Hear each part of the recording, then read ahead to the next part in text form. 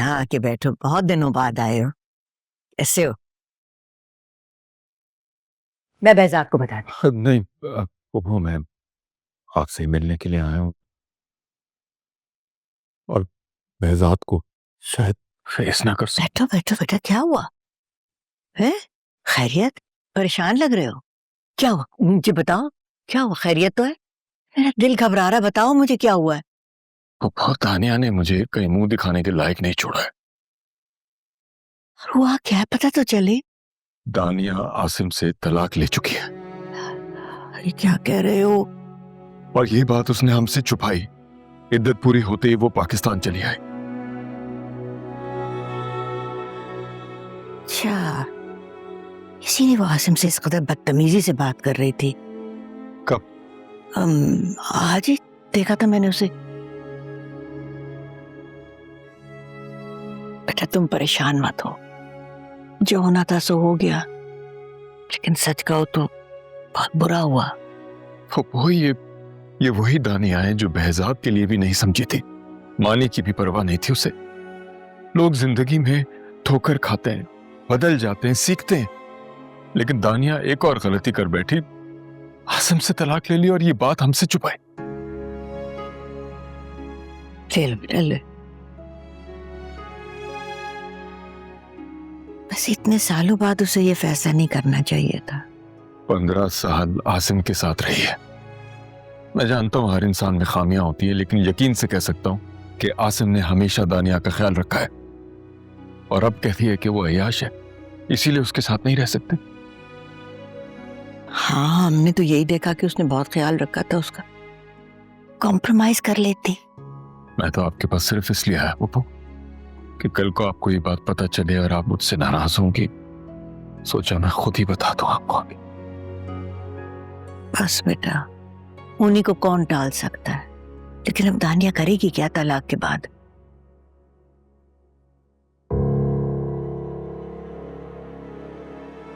Hamza, what a surprise. बस पप्पू से दिल चाह मिलने का तो चला आया। आते रहा करो यार, बैठो ना। नहीं, मैं चलूंगा, मैं आऊंगा। खुदा हाफिज पप्पू। खुदा हाफिज बेटा, छोड़ कर आओ भाई को, जाओ। जी, सब ठीक है? आते रहा करो, बड़े अरसे के बाद मुलाकात हुई है तुमसे।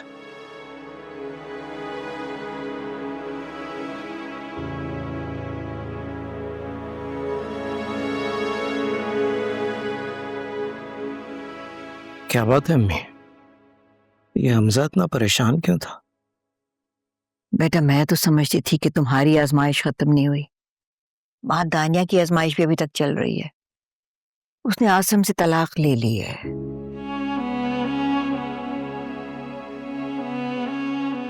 बेटा कोई ऐसी मामूली बात तो नहीं है जिस तरह तुम रिएक्ट कर रहे हो। अम्मी उसका पर्सनल मामला है, क्या कह सकता हूं मैं।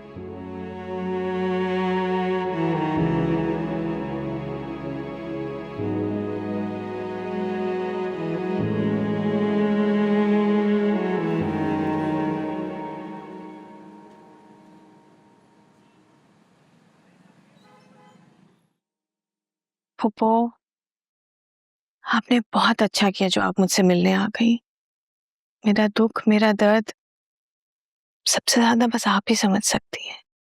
भाई दानिया, सब तुम पे जान छिड़कते हैं। आसिम की दौलत की वजह से। मैं कल से रूबी और हमजा का रवैया देख रही हूँ। ऐसी नजरों से देखते हैं जैसे मैंने कोई बहुत बड़ा जुर्म कर दिया है। हालांकि जो कुछ भी दौलत जायदाद है वो आसिम से तलाक के बावजूद भी मेरे ही नाम रहेगी। रिश्तों को दौलत के तराजू में मत तोलो, हमारे लिए तुम अहम हो। मैं अहम हूं? अगर मैं इतनी अहम हूं ना, तो प्लीज आप सबसे कह दे कि मुझे मेरे हाल पे छोड़ दे। सबको बस आसिम की दौलत नजर आती है। सबको ये लगता है कि मैं आसिम की दौलत पर अय्याशी कर रही थी। अगर मैं अय्याशी कर रही होती हासिम की दौलत पर, तो मैं आज तक कभी उसके बच्चे की माँ क्यों नहीं बन सकी? सच बात तो ये है कि हासिम अपनी अय्याशियों, अपनी मस्तियों में इतना मसरूफ था कि मैं उसके लिए कभी एग्जिस्ट ही नहीं करती थी। और मैं माँ होते हुए भी अपने बेटे से दूरी की सजा भुगतती रही। लेकिन ये सजा भी तुमने अपने लिए खुद तजवीज की थी ना। हमने तो तुम्हें कितना समझाया था कि अपना हंसता बसता घर मत बर्बाद करो। आप जानती हैं बहुत अच्छी तरह कि मैं उस वक्त कितने कर्ब से गुजर रही थी। आप जानती हैं कि बेहजाद दोहरी जिंदगी गुजार रहा था। वो अपनी महबूबा के ख्यालों में रहकर मेरे साथ मजबूरन ये रिश्ता निभाना चाहता था। मेरे लिए ये सब कुछ बहुत नाकाबिले बर्दाश्त था। उसकी जिंदगी में तुम्हारी छोड़ी हुई जगह आज तक खाली है। उसके पास तो मानी था।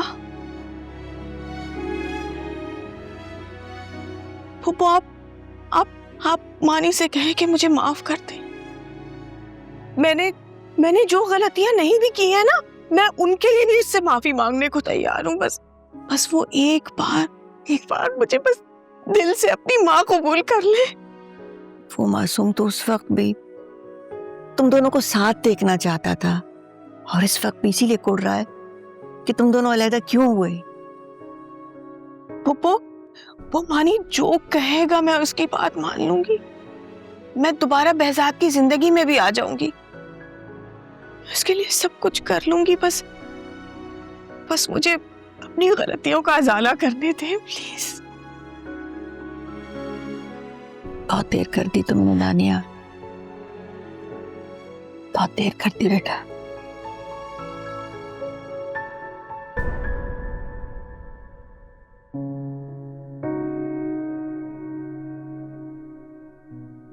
मुझे उस दिन समझ में आ गया था कि अगर मेरा बाप मुझसे इतनी घटिया बात कर सकता है, तो उसने ना जाने आपको कैसे कैसे मजबूर किया। बेहजाद अंकल और मानी को बाबा के हाथों रुस्वा मत होने दीजिएगा।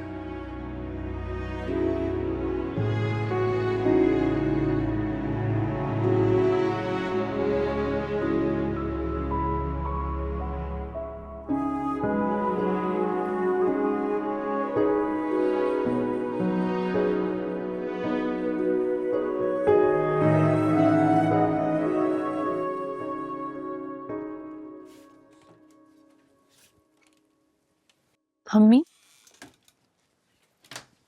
तबीयत ठीक है? हाँ बिल्कुल ठीक हूँ। कहीं जा रही है? हाँ, तुम्ही ने कहा था ना हाशिम भाई के हाथों बेहजाद और मानी को रुस्वा ना होने दो। गाड़ी बुलाई है मैंने, बस कपड़े बदल लूं।